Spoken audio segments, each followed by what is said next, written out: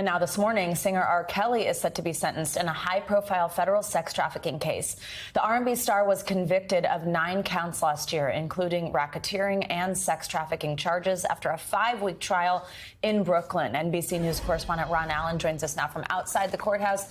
Hi, Ron. Good to see you. So R. Kelly's conviction was seen as really a key moment in the Me Too movement. It had made a lot of headlines, documentaries about it.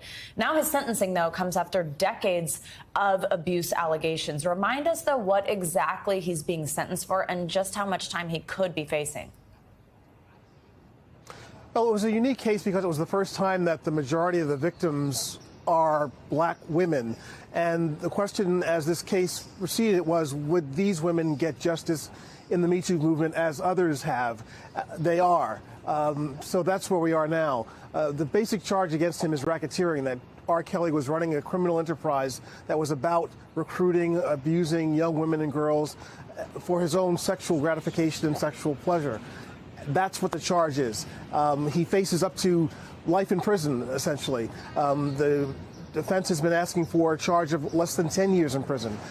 So essentially, we'll hear today from some of the victims in the case.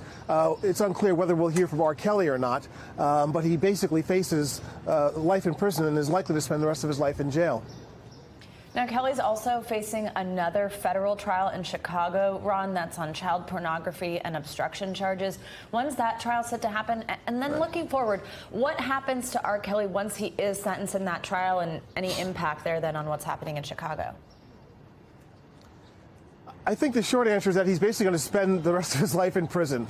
There are these cases pending in Illinois and in Minneapolis, state sex crimes charges. This sentencing will happen. It is unlikely that he will ever see freedom again. It's unclear exactly when the trials will happen, probably before the end of the year. But again, the bottom line is that he has all these legal issues piling up. And it's very unlikely that he is ever going to be released from prison.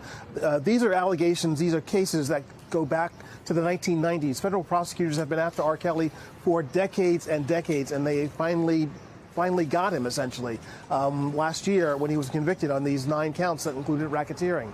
And today he's going to face the music, as it were. All right, Ron Allen, we know you'll keep an eye on that as he's sentenced this morning. Thank you so much.